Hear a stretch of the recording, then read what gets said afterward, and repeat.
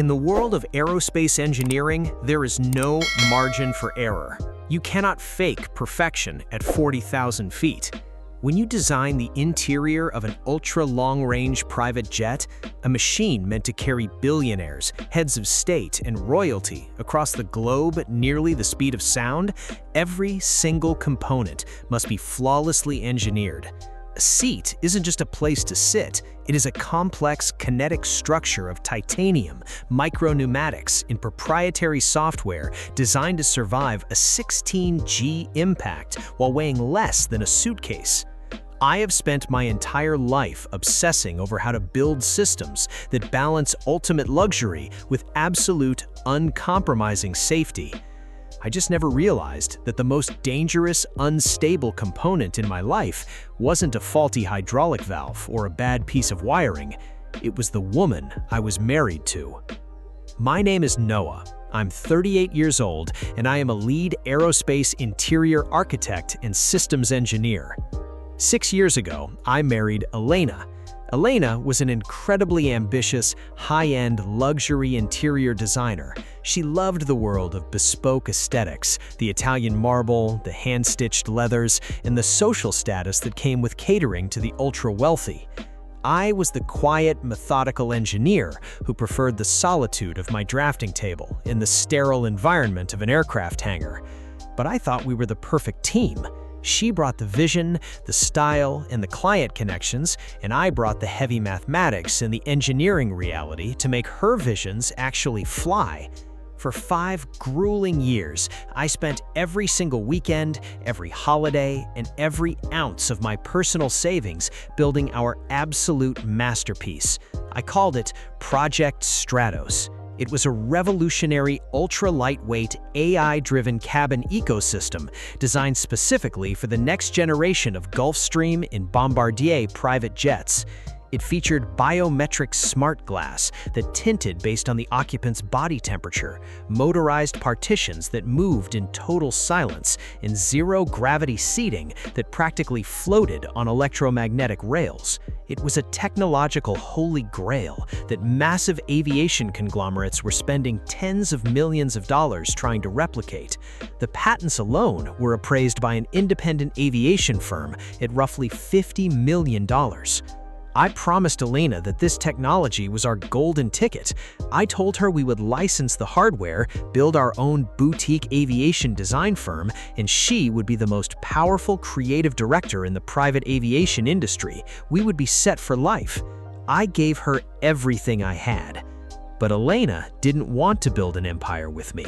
She looked at my grease-stained hands, the endless nights of CAD modeling, and my quiet demeanor, and she decided she didn't want a partner. She didn't want to share the multi-million-dollar payout. She wanted the crown, the gold, and the jet, and she found a corporate pirate who was more than happy to help her steal it.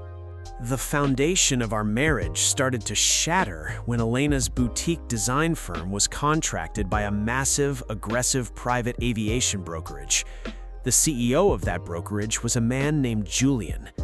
Julian was 45 years old and the absolute poster boy for industry arrogance. He didn't build airplanes, he didn't design them, and he certainly didn't know how to fix them. He was a ruthless corporate financier who bought up private jets, slapped cheap, flashy interiors into them, and flipped them to naive tech billionaires and foreign oligarchs for a massive markup.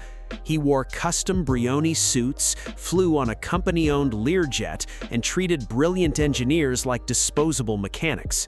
In my world, guys like Julian are considered absolute parasites. Suddenly, Elena was spending all her time at Julian's glass tower headquarters in the city, claiming she was advising him on the visual strategy for his new fleet.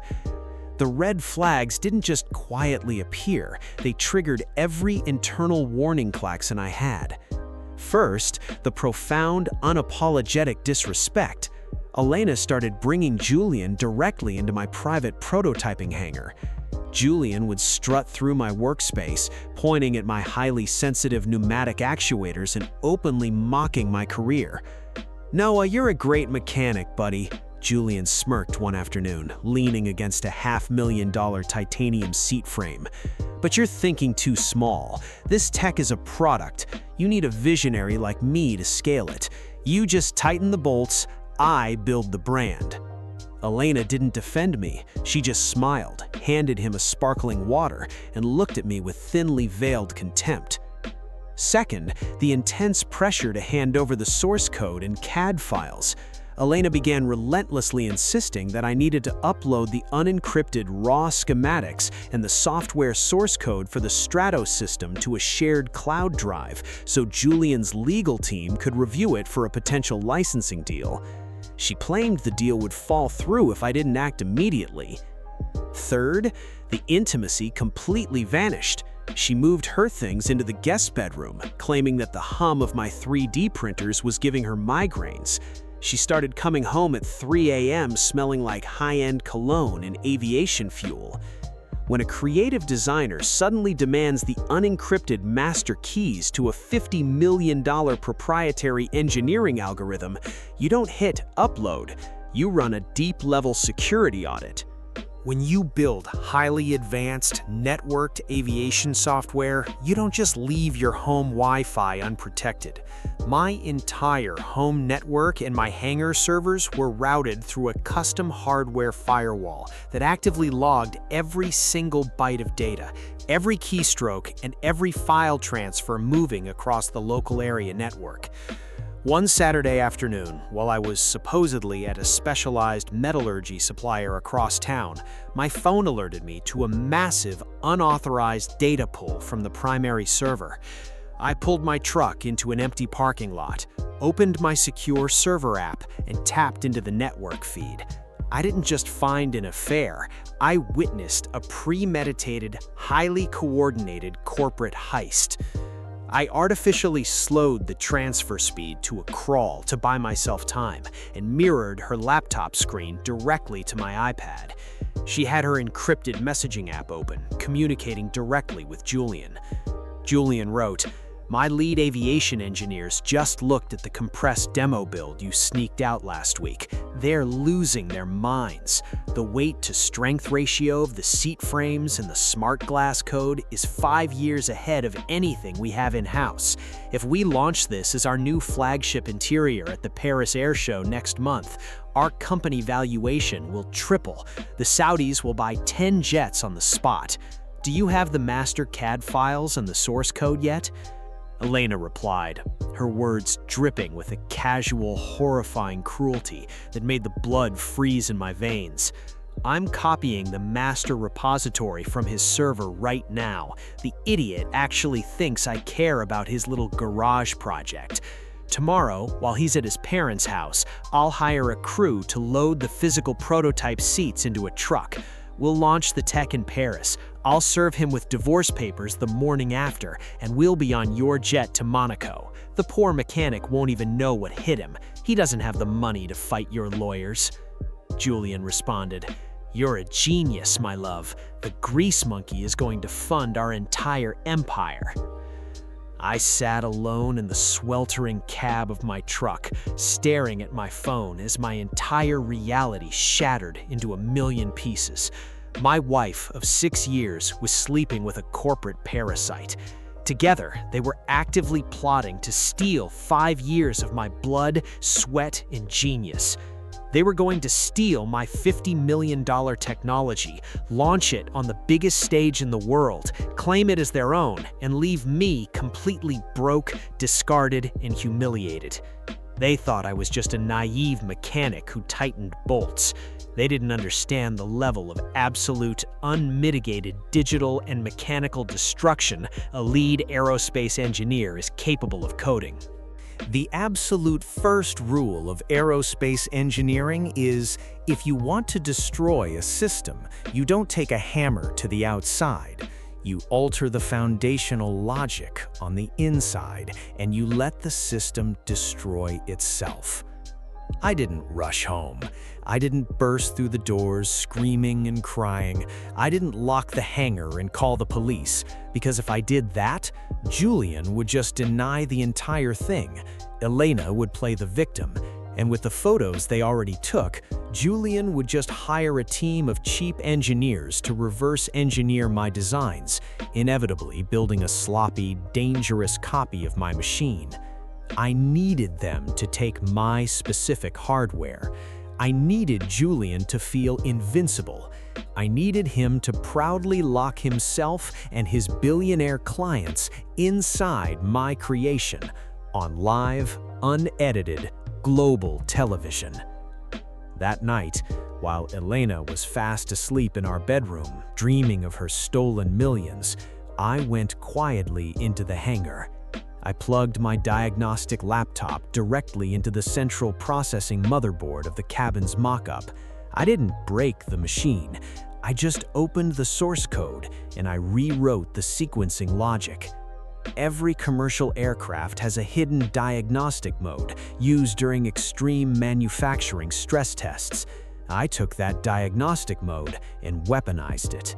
I called it the crash test protocol. I altered the pneumatic release timers and the smart glass polarity logic with a delayed, remote-triggered variable.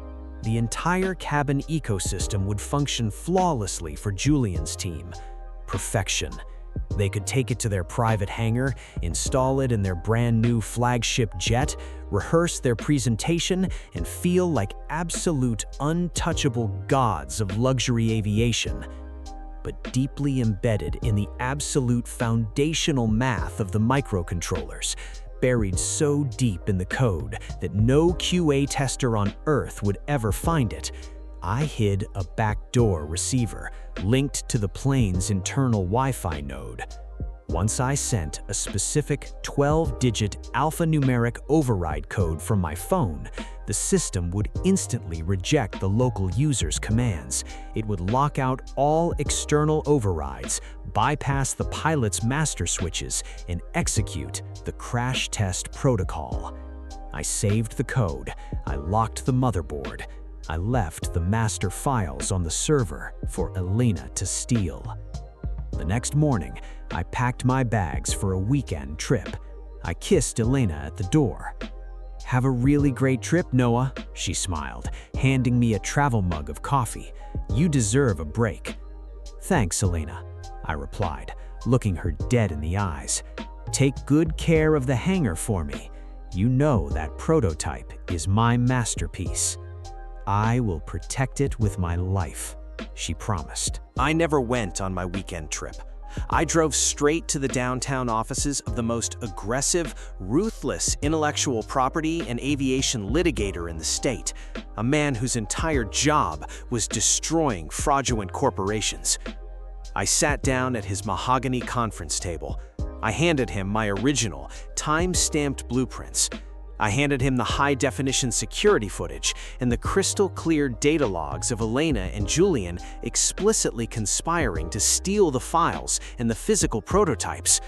And finally, I handed him the official, federally approved patent documentation for the Stratos ecosystem, which I had secretly expedited and secured exclusively in my own name a month prior. My wife and her accomplice are going to debut this stolen, patented engineering hardware inside a private jet at the Paris Air Show next Saturday, I told my lawyer calmly. My lawyer reviewed the documents, listened to the audio, and slowly smiled like a shark smelling blood in the water. Noah, utilizing stolen, patented engineering hardware to solicit tens of millions of dollars from international buyers, is a massive, willful federal violation and international fraud. If he presents this, we won't just sue him for damages. The statutory penalties are so severe, the SEC and international authorities will literally liquidate his entire aviation brokerage. "Draft the paperwork," I said. "But do not file the injunction yet. Do not stop the show. Let him put his face on it in front of the whole world." On Wednesday afternoon, sitting in a hotel room across town, my phone notified me that my hangar door had been breached. Through the security cameras, I watched Julian and his crew of mechanics illegally load my $1 million prototype seats and control boards into the back of a rented moving truck. Elena left a white envelope containing divorce papers next to my tools and walked out without looking back. They were laughing. They thought they had just executed the perfect, untouchable heist, but they had no idea they had just loaded a ticking bomb into a $60 million airplane. Saturday afternoon, the Paris Air Show, the undisputed center of the global aviation industry. I sat alone in my dark hotel room, the glow of the massive television illuminating my face. I poured myself a cup of black coffee. On the screen, Julian's company was broadcasting a live, high-definition stream from inside the cabin of their brand-new flagship Gulfstream jet. Julian was hyping up the crowd, pacing back and forth down the luxurious aisle, absolutely dripping with unearned confidence. Elena was standing in the galley, looking incredibly proud, believing she had just conquered the world. The cabin was packed. There were at least a dozen multi-billionaire investors, representatives from royal families, and elite aviation journalists holding cameras. "Ladies and gentlemen," Julian announced, his voice smooth and arrogant, "I present to you an interior experience never before seen in the history of aviation, a feat of engineering that defies logic, the Apex cabin." The wealthy clients murmured in approval, running their hands over the leather of my zero-gravity seats. Julian stepped to the master control panel on the bulkhead. He struck a dramatic, heroic pose. The heavy studio lights from the camera crew focused entirely on him. "Watch how seamlessly the environment adapts to you," Julian boasted. He reached down and hit the master relaxation mode button on the touchscreen. I looked at my phone. I typed the 12-digit override sequence, and I hit execute. In a fraction of a millisecond, my logic bomb bypassed the local network. Instead of a soft dimming of the lights and a gentle recline of the seats, a loud, sickening mechanical clang echoed through the cabin. The crash test protocol engaged. Instantly, the luxurious, warm, ambient lighting snapped off. The cabin was plunged into total darkness for a split second before violent, flashing, blinding red emergency strobes activated along the floorboards. A deafening, high-pitched emergency warning siren began blaring at maximum volume through the integrated surround sound speakers. The billionaire investors gasped in absolute shock. Julian froze, his face turning pale as he frantically mashed the buttons on the touchscreen, which was now locked and displaying a massive red system failure warning. Then the physical hardware reacted. All 12 of the ultra-luxurious zero-gravity titanium seats forcefully and mechanically slammed from a relaxed recline into their rigid, upright brace-for-impact positions, violently jerking the billionaires forward and locking them rigidly in place. The motorized partitions slammed shut, trapping the journalists in the aft section of the plane. Overhead, the emergency oxygen panels violently blew open, dropping yellow oxygen masks onto the heads of the panicked, screaming investors. "What the hell is going on?" one of the investors roared, trying to unbuckle his seatbelt, but the electronic locking mechanism had clamped down hard. "It's a glitch, just a glitch," Julian screamed, sweating profusely, desperately trying to pry open the master control panel with his bare hands. Elena ran out from the galley, her face a mask of pure terror. "Open the doors! Julian, open the doors!" Julian ran to the main cabin door, but my software had engaged the electronic deadbolts. They were locked inside. To complete the nightmare, the massive electrochromic smart glass windows lining the fuselage instantly reversed polarity. Instead of turning clear, they snapped to pitch black, completely sealing the cabin off from the outside world, turning the luxurious jet into a dark, flashing, screaming red prison. For 5 agonizing minutes, the most powerful men in the aviation industry were trapped in a simulated plane crash, screaming at Julian, while the live cameras broadcast his absolute humiliating failure to the entire world. When the airport fire department finally breached the exterior door with an emergency release handle, the billionaires practically trampled each other to get off the plane. I took a slow, deep sip of my coffee, smiled at the frozen live stream, and closed my laptop. The flight was officially canceled. You cannot recover from trapping a dozen billionaires in a simulated plane crash on live global television. The fallout was an absolute, unmitigated, scorched earth disaster. The video of the flashing red cabin and the panicked investors went viral globally within 10 minutes. By Sunday morning, Julian was the biggest laughingstock in the history of the aviation industry. The wealthy buyers who were trapped in the plane immediately pulled all their funding, canceled their jet orders, and filed massive lawsuits against Julian's brokerage for emotional distress and gross negligence. Because the plane malfunctioned so spectacularly, the FAA and international aviation authorities launched an immediate, devastating investigation into his firm, grounding his entire fleet. But the real fatal blow happened on Monday morning at 9 a.m. My lawyer formally served Julian's corporate headquarters and Elena personally with a massive federal lawsuit for willful intellectual property theft, corporate espionage, and patent infringement.